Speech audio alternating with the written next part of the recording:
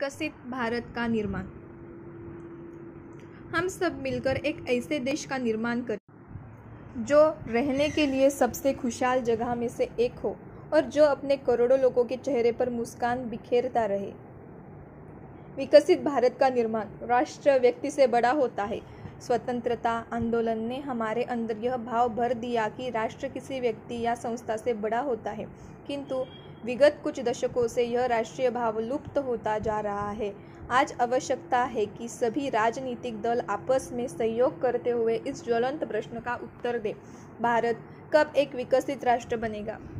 आवश्यकता है कि लोगों की सोच में समरसता हो। हमें यह सोचने और महसूस करने की ज़रूरत है कि राष्ट्र किसी व्यक्ति या संस्था से बड़ा होता है। हम लोगों के दिमाग में यह बात घर कर गई है कि हम यह नहीं कर सकते। फिर भी देश के विभिन्न संस्थानों में काम करने और मशीन के रूप में चलने वाली परियोजनाओं में कई परिणामों को नज़दीक से देखने के बाद मेरा अनुभव यह है कि स्पष्ट उद्देश्य से जब भी हमने कोई लक्ष्य पाने का निर्णय लिया तब हमने उसे प्राप्त किया। सार्वजनिक और निजी क्षेत्रों दोनों का अनुभव रहा है कि जब भी हम मिशन के रूप में कोई काम करने का संकल्प लेते हैं तो हमें हमेशा कामयाबी मिलती है। राष्ट्रीय सम्मान का भाव। जब भी आप मीडिया और अन्य माध्यमों से सांस्कृतिक हमले को महसूस कर बेचैन होते हैं तब आप महसूस करें कि आप एक शाश्वत सभ्यता की संतान हैं। हमने कई हमलों को झेला है, हमारे ऊपर कई वंशों का शासन रहा है, किंतु आज हमारे देश पर ऐसे किसी हमले का खतरा नहीं है और यह आज़ाद है। जितने भी विदेशी आक्रमण हुए उनके साथ आने वाली सांस्कृतिक विशेषताओं को हमने अपनाया। आज हमने विविधतापूर्ण 100 करोड़ की आबादी को देखरेख के लिए अपने नेतृत्व में महान गुण पैदा कर लिया है। अब हमें अपने देश को खतरा पहुंचाने वाले किसी धर्म या किसी व्यक्ति की सनक का समर्थन नहीं करना चाहिए। हम अपने परिश्रम के विकासशील भारत को विकसित भारत में बदलेंगे। हमें धर्मनिरपेक्षता के सिद्धांत के प्रति अटूट निष्ठा होनी चाहिए। धर्मनिरपेक्षता हमारी राष्ट्रीयता का आधार है और हमारी सभ्यता का एक सबल पक्ष है।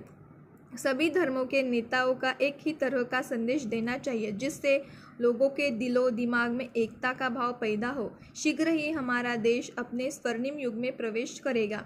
जब आपके मन में पराजय का भाव उभरे तो आप घबराएं नहीं और महसूस करें कि आप एक महान देश के नागरिक हैं। हम खाद्यान्न उत्पादन में आत्मनिर्भर हैं।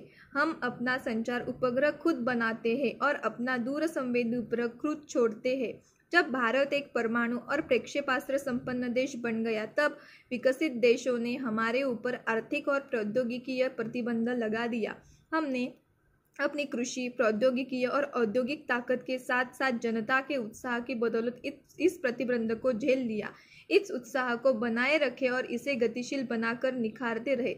जब आप दुनिया की ओर नज़र डालते होंगे तो कई बार अपने देश की 100 विकासशील देशों के साथ देखकर निराश हो जाते होंगे और सोचते होंगे कि हमारे देश तथाकथित G8 की सूची में नहीं है। उस समय आप देश के 100 करोड़ तेजस्वी मानव को याद करें।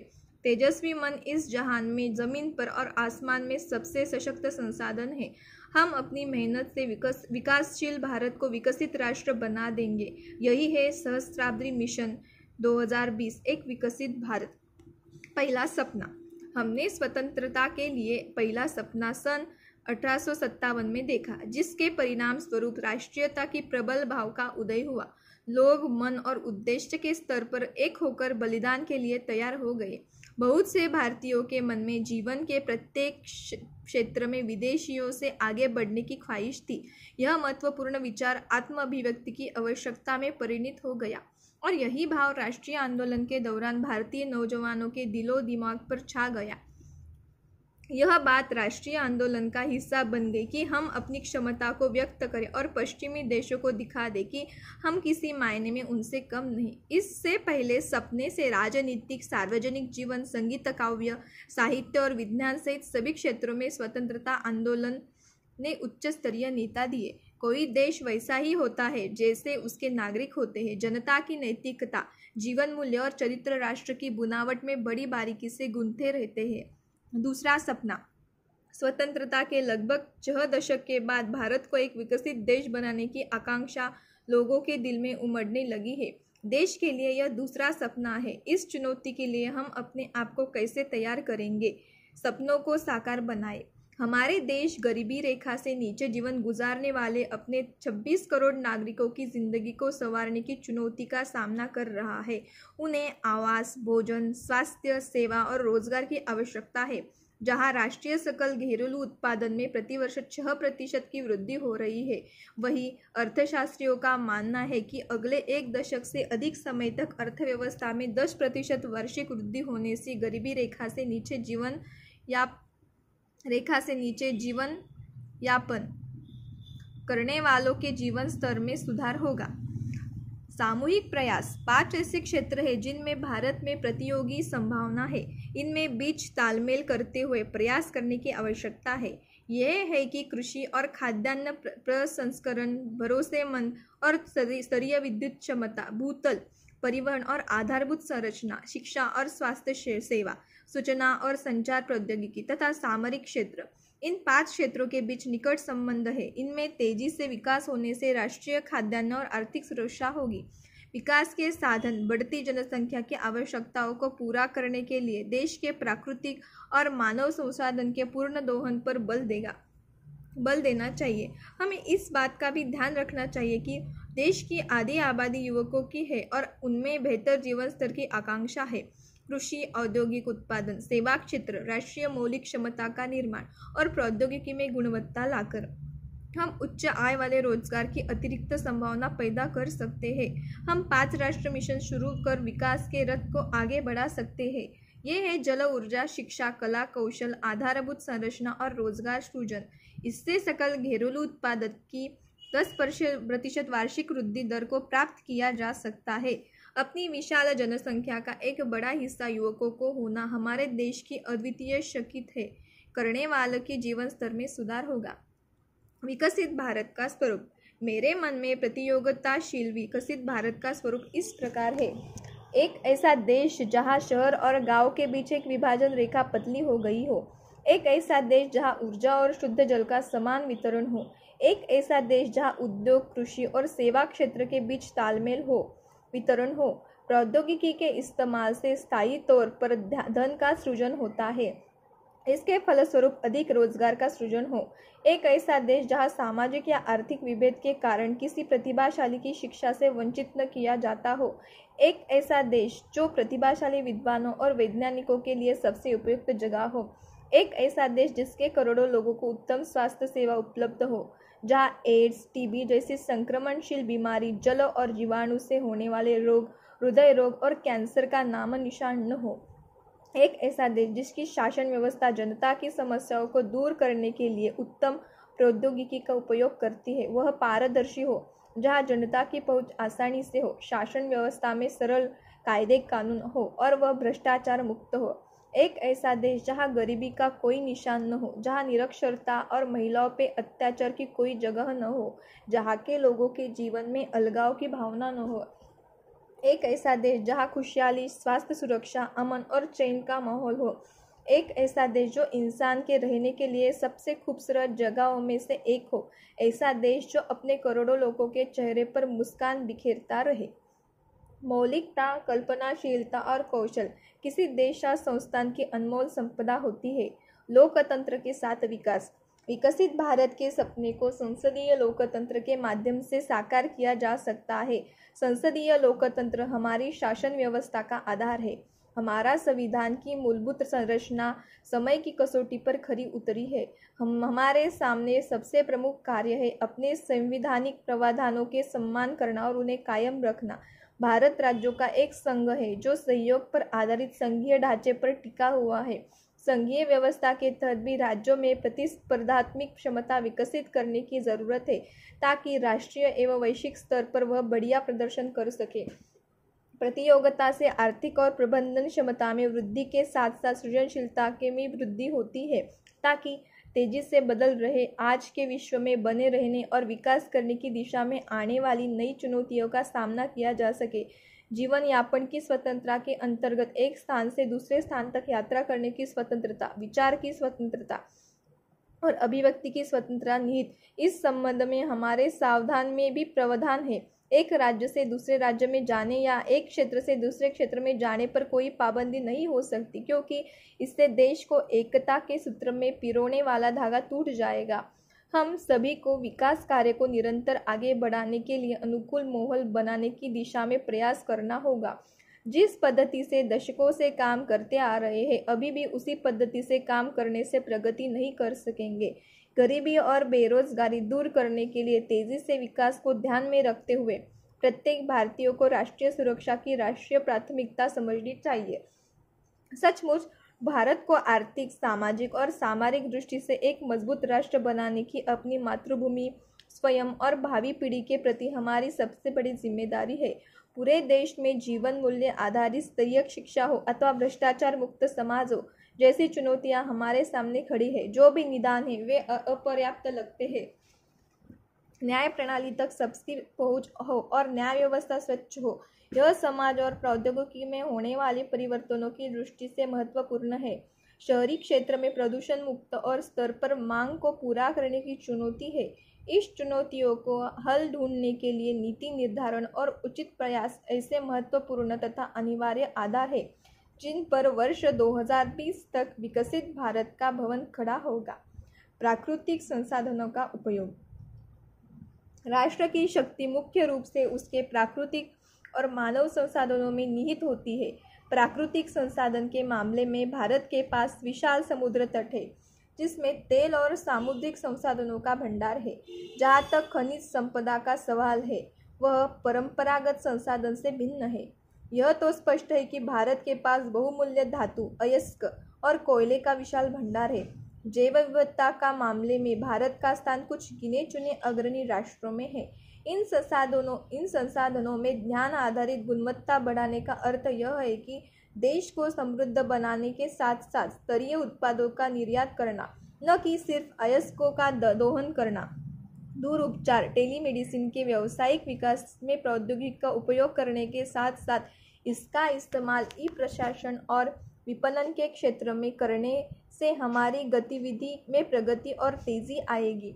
परंपरा से प्राप्त प्राचीन ज्ञान हमारे देश का एक अनुपम स्रोत है और यह हमारी राष्ट्रीय प्रगति तथा अंतर्राष्ट्रीय उपस्थिति के लिए अनिवार्य है। जन विकास। हमारी विशाल जनसंख्या में युवकों की काफ़ी संख्या हमारे देश की अद्वितीय शक्ति है। शिक्षा और प्रशिक्षण के माध्यम से बिना हुनर के लोगों को हुनर वाला बनाकर खासकर सेवा और कृषि के क्षेत्र में धन का सृजन किया जा सकता है। उच्च स्तरीय सॉफ्टवेयर और हार्डवेयर से जुड़े लोगों की मांग बढ़ाकर वर्तमान उद्योगों से ध्यान आधारित उद्योगों का निर्माण किया जा सकता है। इससे गुणवत्ता में काफ़ी सुधार होगा। ऐसा कहा जाता है कि किसी कंपनी या देश की बहुमूल्य संपदा उसके हुनर, लोगों की मौलिकता और कल्पना होती है। वैश्वीकरण के दौर में यह अधिक महत्वपूर्ण होता है, क्योंकि प्रत्येक व्यक्ति की विश्व स्तरीय प्रौद्योगिकी तक पहुँच हो जाएगी और ऐसे में उत्तम प्रौद्योगिकी का उपयोग करने में लोगों की कल्पनाशीलता महत्वपूर्ण पहलू हो जाएगी। वस्तुतः मिशन पर आधारित परियोजना और पारदर्शी प्रबंधन संरचना के साथ विकास और विविध प्रौद्योगिकी के नए ढंग से उपयोग करने से भारत एक विकसित राष्ट्र बन जाएगा। ग्रामीण भारत की काया पलट। भारत के 6 लाख गांवों में लगभग 70 करोड़ लोग निवास करते हैं।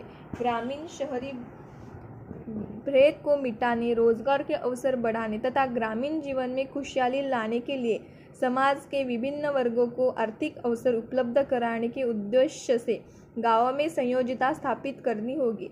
जिस प्रकार हमने कई दशकों तक कार्य किया है, उसी प्रकार आगे भी करते रहने से काम नहीं चलेगा। गांवों में संयोजिता बढ़ाने के लिए नए उपाय ढूंढने की आवश्यकता है। कुछ गांवों का समूह बनाया जाए, किंतु उनके मूल स्वरूप से छेड़छाड़ न की जाए। सामूहिक स्तर पर यह सकारात्मक भाव जगाना होगा कि हमने अपने देश के लिए क्या कर सकते हैं, जिससे हम सभी लाभान्वित हो सके।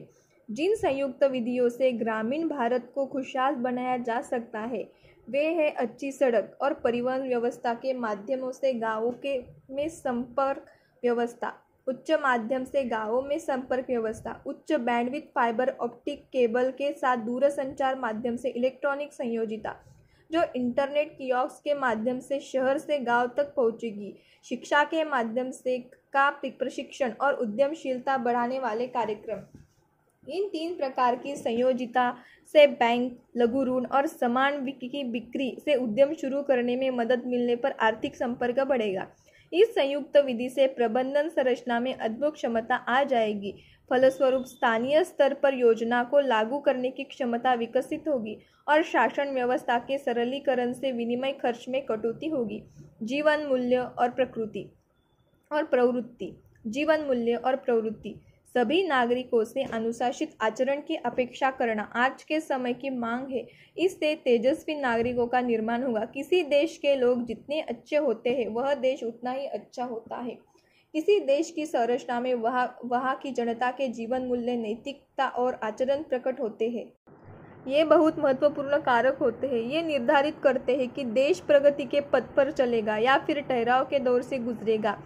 अतएव प्रत्येक नागरिक में शाश्वत जीवन मूल्यों का भाव भरने की आवश्यकता है। उनमें अनुशासन के भाव भरने की आवश्यकता है। प्राथमिक स्तर से ही शिक्षा प्रणाली में इस पहलू पर ध्यान केंद्रित करना होगा। नागरिकों में अनुशासन का भाव जगाने के लिए सरकारी और निजी सभी शिक्षण संस्थानों में उच्चतर माध्यमिक या स्नातक स्तर पर भी सभी युवकों के लिए कम से कम 18 माह का एनसीसी प्रशिक्षण अनिवार्य कर दिया जाए। हम अपने दैनिक जीवन में ईमानदारी, निष्ठा और सहनशीलता जैसे मूल्यों का अभ्यास करना है। इससे हमारी राजनीति राष्ट्रनीति में बदल जाएगी। हमें सामाजिक स्तर पर यह सकारात्मक दृष्टिकोण अपनाना होगा कि हम अपने देश के लिए क्या कर सकते हैं। देश के विषय में सोचने से हमने सबका भला होगा। यह हमारा अधिकार और दायित्व है कि हम अपनी भावी पीढ़ी के लिए सकारात्मक परंपरा स्थापित करें, जिसके कारण वह हमें याद रखेगी। हम सभी को यह सोचने और समझने कि राष्ट्र किसी भी व्यक्ति या संस्थान से बड़ा होता है। सामूहिक प्रयास। एक बार मैंने स्कूली बच्चों से मुलाकात के दौरान उनसे पूछा कि विकसित भारत के मिशन के विषय में क्या समझते हैं। इसके उत्तर में एक छोटे लड़के ने जो कहानी कही वह इस प्रकार है कि एक बार किसी जंगल में आग लगी। सभी जीव जंतु आग से बचने के लिए जी तोड़ प्रयास करने लगे। इस बीच एक पंछी ने अपनी चोंच में पास के गड्ढे में से पानी लाकर आग पर उड़ेल दिया। पंछी की इस हरकत से आग को हंसी आ गई। आग ने पंछी से कहा, क्या बेवकूफ़ी करते हो, तुम्हें खुद बचने का प्रयास करना चाहिए। पंछी ने कहा, यदि मेरी तरह जंगल के सभी पशु पक्षी तुम्हारे